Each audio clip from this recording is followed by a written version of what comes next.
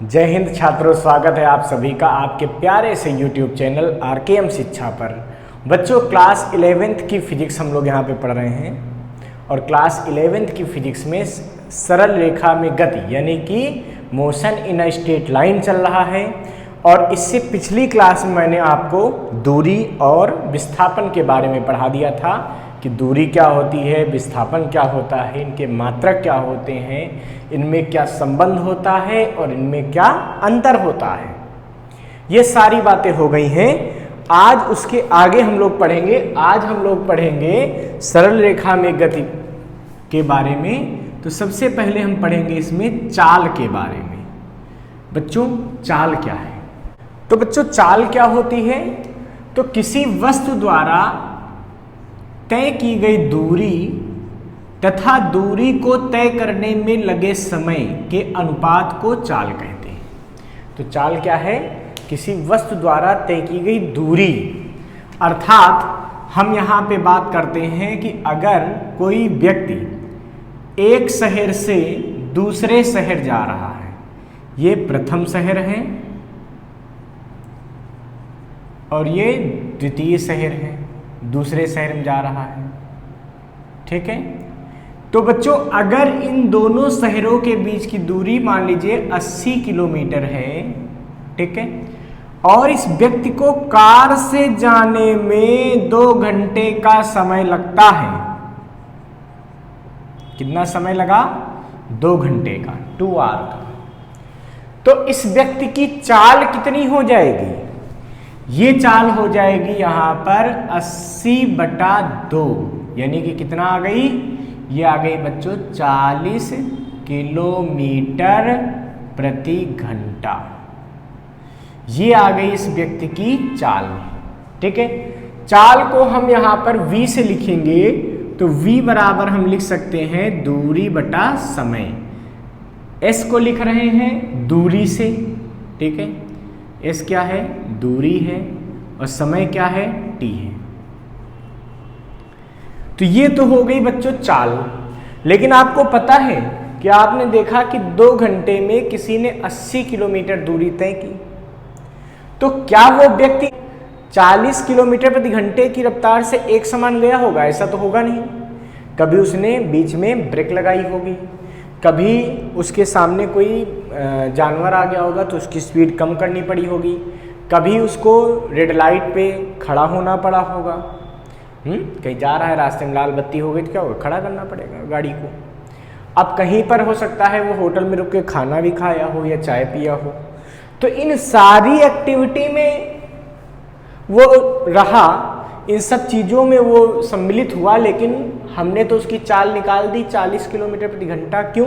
क्योंकि उसको 80 किलोमीटर जाने में 2 घंटे का समय लगा था। तो चाल बराबर दूरी बटा समय हमने कैलकुलेट कर लिया। भाई हम तो यही पूछेंगे ना उससे कि भैया कितने बजे चले थे? उसने कहा 12 बजे। कै बजे यहाँ पहुँचे हो? उसने कहा 2 बजे। हमने कहा कितना समय लगा भैया इनको? 2 घंटे। बहुत बढ़िया। हमने कहा कितनी दूरी है? 80 किलोमीटर है। अच्छा, तो तुम्हारी भैया चाल हुई 80/2 यानी कि 40 किलोमीटर प्रति घंटा। हमने नहीं पूछा उससे कि तुम 60 में बीच में चले, कहीं पर रुके, कि चाय पिए कि नहीं पिए। हमने इस बारे में बात नहीं की।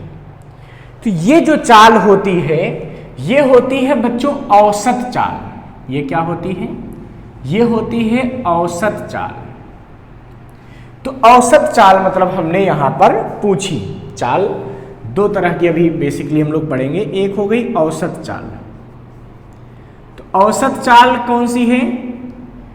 किसी वस्तु द्वारा तय की गई कुल दूरी, जैसे ये बात हो रही है, और बटा कुल समय, इसके अनुपात को बोलते हैं औसत चाल, ठीक है। तो इसको हम लोग ऐसे भी लिख देते हैं कुल दूरी, यानी कि डेल्टा एस, मतलब कितना दूरी में परिवर्तन हुआ, कहाँ था कहाँ तक पहुँचा वो परिवर्तन, और बटा कुल समय अंतराल।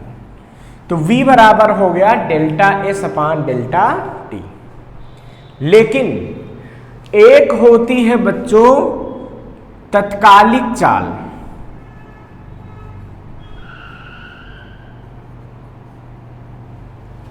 तो बच्चों, ये तत्कालिक चाल होती क्या है? तो यदि किसी चाल को देखने का, किसी चाल को ज्ञात करने का समय अंतराल बहुत छोटा हो, बहुत कम समय अंतराल, जैसे यहाँ से यहाँ तक आ गए तो 2 घंटे के बाद पूछा गया तब चाल निकाली गई। अब मान लीजिए कोई 1 सेकंड में ही चाल निकालना चाह रहा है किसी वस्तु की, वो चली जा रही है, उसकी केवल 1 सेकंड में वो चाल निकालना चाहता है, तो और यह 1 सेकंड से कम समय में निकालना चाहता है तो उसको बोलते हैं तत्कालिक। तत्कालिक मतलब जो उस समय चल रहा है, ठीक है। अर्थात आप ऐसे समझ सकते हो कि आप गाड़ी को चलाते हुए चले जा रहे हो, ठीक है, गाड़ी चलती हुई चली जा रही है, आपकी गाड़ी का स्पीडोमीटर स्पीड दिखा रहा, लगातार आप उससे देख रहे हो। अब जाते जाते अचानक किसी ने पूछा भैया आपकी चाल कितनी है, आपने स्पीडोमीटर देखा और बताया 60 किलोमीटर प्रति घंटा। फिर आपने सर ऐसे कर लिया, और जैसे ही आपने 60 किलोमीटर प्रति घंटा बताया, क्योंकि वहां पे सुई बता रही थी 60 किलोमीटर प्रति घंटा, वैसे ही आगे आपने देखा कि लाल बत्ती जल गई, सड़क का सिग्नल लाल हो गया, आपको वहां रुकना पड़ गया, या वहां पर सामने कोई जो है दूसरी गाड़ी आ गई, वो रुकी हुई थी, आपको ब्रेक मारने पड़ गया। अब आपका वेग हो गया 0। अब आपका जो चाल निकाला वो क्या हो गया 0। अभी तो आपने उस आदमी को कितना बताया 60 किलोमीटर प्रति घंटा, तो वो क्या थी जो 60 किलोमीटर प्रति घंटा हमने बोली, वो तत्कालिक। क्यों? हमने देखो 1 सेकंड से भी कम समय ऐसे देखा, बस यूं बता दिया 60। ये जो वेग है बहुत कम समय अंतराल के लिए जब कोई चाल नापी जाती है तो उसको हम लोग कहते हैं तत्कालिक चाल। तत्कालिक चाल के लिए जो समय अंतराल है वो 0 हो जाता है, मतलब delta S upon delta T और limit delta T tends to 0। ये क्या हो जाएगा, limit delta T tends to 0, मतलब समय की जो लिमिट है वो क्या है 0 के करीब है, मतलब 0 के आसपास। तो इतने कम समय में जब कोई चाल नापी जाएगी तो वो क्या कहलाएगी, वो कहलाएगी तत्कालिक चाल। तो तत्कालिक चाल क्या होती है, जब कोई वस्तु चल रही हो और उसकी चाल बहुत कम समय अंतराल के लिए ज्ञात की जाए, तो इस प्रकार प्राप्त की हुई चाल को हम तत्कालिक चाल कहते हैं। और औसत चाल क्या होती है, लंबे समय अंतराल के बाद हमसे पूछा जाए तो हम क्या कहेंगे, कुल दूरी और बटा कुल समय, इसके अनुपात को बोलते हैं औसत चाल। कि तत्कालिक चाल को आप और कैसे लिख सकते हो, तो इसको बच्चों ऐसे भी लिखा जाता है ds अपान dt। ये ds अपान dt का मतलब दूरी का समय के सापेक्ष अवकलन, इसको क्या पढ़ते हैं, दूरी का समय के सापेक्ष अवकलन, ठीक है। ये क्या आएगा, अभी हम लोग इस पे बहुत सारी बातें करेंगे। तो दूरी का समय के सापेक्ष अवकलन। अब यहां से बच्चों पूछा जाता है कि एक समान गति क्या होती है। जैसे कोई पूछ दे कि भाई एक समान गति क्या है, देखो क्या परिभाषा हमको बतानी है, एक समान गति ये क्या है। तो यदि किसी वस्तु की चाल नियत हो तो उस वस्तु की गति को बोलते हैं एक समान गति, ठीक है। तो एक समान गति का मतलब हुआ कि जब किसी गतिमान वस्तु की चाल नियत होती है तो उस वस्तु की गति को एक समान गति कहते हैं। अर्थात जैसे हम बाइक से जा रहे हैं तो क्या देखेंगे, मोटरसाइकिल की स्पीड फिक्स रहे, मान लीजिए 40 हो गई हाईवे पे और हम 40 पे ही बनाए रखें, फिर कम ज़्यादा ना करें, तो ये कैसी गति होगी, ये एक समान गति होगी। सबसे बड़ी बात होती है एक समान गति की कि जैसे उसमें समान समय अंतराल लिए जाएं, जैसे डेल्टा टी समय अंतराल पहले ले लो, बाद में डेल्टा टी समय अंतराल ले लो, उसके बाद डेल्टा टी समय अंतराल ले लो। मतलब हर बार, जैसे मान लीजिए कि एक कोई मोटरसाइकिल जा रही है, आपने देखा पहले 2 मिनट में वो कितनी दूरी गई, जो भी दूरी गई, ठीक है, दूरी बटा समय कर लिया, वो उसकी चाल आ गई। फिर थोड़ी देर के बाद फिर देखा 2 मिनट में कितनी दूरी गई, फिर वहां चाल निकाल दी। फिर थोड़ी देर के बाद फिर देखा 2 मिनट में कितनी दूरी गई, फिर उसकी चाल निकाल दी। और इन तीनों स्थितियों में उस वस्तु द्वारा तय की गई दूरी क्या हो, समान हो। तो उन सभी समय अंतरालों में तय की गई दूरी क्या हो, समान हो। तो इस प्रकार की वस्तु की गति को क्या कहते हैं, इसको कहते हैं एक समान गति। मतलब पहले 2 मिनट में अगर वो 5 मीटर चला था, तो आगे जब जाके हमने 5 घंटे बाद उसको देखा 2 मिनट के लिए, तब भी वो 5 ही मीटर चला।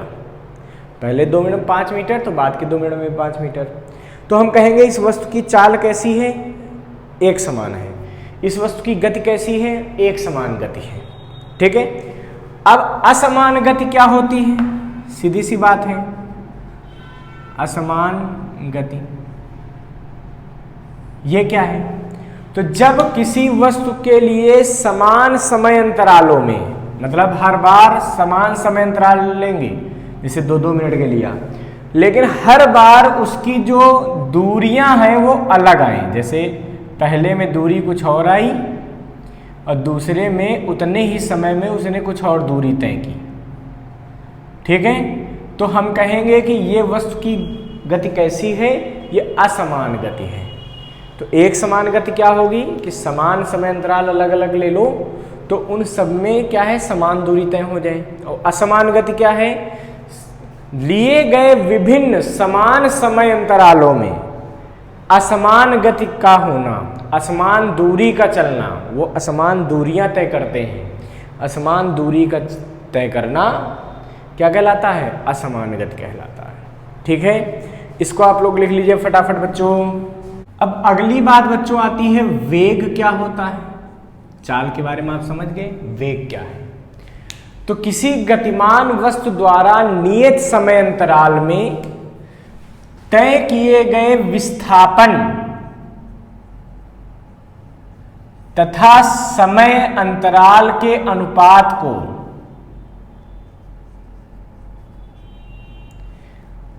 वेग कहते हैं। तो वेग क्या होता है, वेग को अंग्रेजी में लिखते हैं वेलोसिटी से। ठीक है। तो किसी गतिमान वस्तु द्वारा नियत समय अंतराल में किए गए विस्थापन और लगे उस विस्थापन को करने में लगे समय के अनुपात को क्या कहते हैं, वेग कहते हैं। ठीक है। वही बात है कि वेग भी औसत वेग हो सकता है, निकालना पड़ जाए कहीं। अगर औसत वेग निकालना पड़ जाए तो क्या हो जाएगा बच्चों, ये हो जाएगा कुल विस्थापन। जैसे वहां औसत चाल होती थी कुल दूरी बटा कुल समय, तो ये हो जाएगा कुल विस्थापन बटा कुल समय। ये क्या हो जाएगा, ये वेग हो जाएगा। दिए गए समय अंतराल में कुल विस्थापन बटा कुल समय के अनुपात को हम लोग क्या कहते हैं, औसत वेग कहते हैं। अब जैसे हमसे बच्चों यहां पर कहा जाए कि तत्कालिक वेग क्या होता है, तो समझ गए होंगे बच्चों कि तत्कालिक वेग क्या होता है भाई। तो तत्कालिक वेग क्या है, जब वेग बहुत कम सूक्ष्म समय अंतराल के लिए नापा जाता है तो वो वेग क्या कहलाता है, तत्कालिक वेग कहलाता है। यानी कि तत्कालिक वेग में वही बात आती है कि limit delta T tends to 0, जो समय अंतराल है वो बहुत छोटा है। डेल्टा टी टेंड्स टू 0 का मतलब होता है डेल्टा टी जो है समय अंतराल 0 के पास है, डेल्टा एस बटा डेल्टा टी। ठीक है। अर्थात इसको हम लोग क्या लिख सकते हैं बच्चों, तो तत्कालिक वेग v बराबर हो जाता है ds अपान dt। देखने में लगता है कि वेग और चाल एक ही चीज है, जबकि हकीकत में ऐसा नहीं है। वेग जो है, वेग सदिश मात्रक है, सदिश राशि है, और चाल जो होती है वो अदिश राशि है। तो वेग सदिश राशि है और चाल कैसी है, ये अदिश राशि है। ठीक है। किसी वस्तु का जो तत्कालिक वेग होता है, किसी वस्तु का जो तत्कालिक वेग है, इसमें परिमाण भी होगा और दिशा भी होगी। ऐसा भी संभव है कि वस्तु में चाल समान हो किंतु वेग विपरीत हो, परिवर्तित हो रहा हो।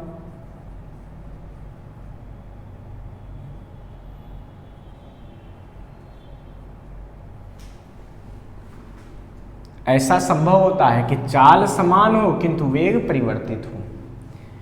यह संभव है। कैसे? एक समान वृत्ताकार जो गति होती है, क्या होती है? एक समान वृत्ताकार गति। तो इसमें क्या होता है, इसकी जैसे चाल यहाँ पे मान लो 10 मीटर प्रति सेकंड है, कोई वस्तु वृत्ताकार मार्ग में चल रही, यहाँ पहुंची, उसकी चाल कितनी है? 10 मीटर प्रति सेकंड। यहाँ पहुंची, उसकी चाल कितनी है? 10 मीटर प्रति सेकंड। यहाँ पहुंची, उसकी चाल कितनी है? 10 मीटर प्रति सेकंड। तो चाल तो हर जगह समान हो गई, किंतु वेग यहाँ का अलग है। क्यों? क्योंकि उसकी दिशा है। तो देखो यहाँ इधर दिशा, यहाँ इधर दिशा, यहाँ इधर दिशा, यहाँ इधर दिशा, तो वेग अलग अलग हो सकता है। ठीक है, इन वेगों के परिमाण, जो वेगों के परिमाण यानी कि चाल, वो हर जगह क्या है? समान है, 10 मीटर पर सेकेंड, किंतु हर बिंदु पर वेग की दिशा क्या है? अलग अलग है। इससे पता चलता है कि ऐसा संभव है कि चाल समान हो किंतु वेग परिवर्तित हो रहा हो। लेकिन ध्यान रखिएगा कि अगर वेग समान है तो चाल पक्का समान होगी, फिर कोई वो नहीं चलने वाला। यदि वेग समान है दो वस्तुओं का तो उनकी चाल भी समान होगी। कहने का सेंस ये है कि जैसे हम लोगों ने पढ़ा था बच्चों कि विस्थापन छोटा होता है या बराबर होता है दूरी से, उसी प्रकार अगर समय से भाग कर दिया जाए तो हमको यह प्राप्त होगा कि जो वेग होगा, यानी कि कौन सा वेग? औसत वेग, इसका मान भी या तो छोटा होगा या बराबर होगा किससे? औसत चाल से। तो किसी वस्तु की औसत चाल उसके वेग से सदैव या तो बराबर होगी या उससे बड़ी होगी।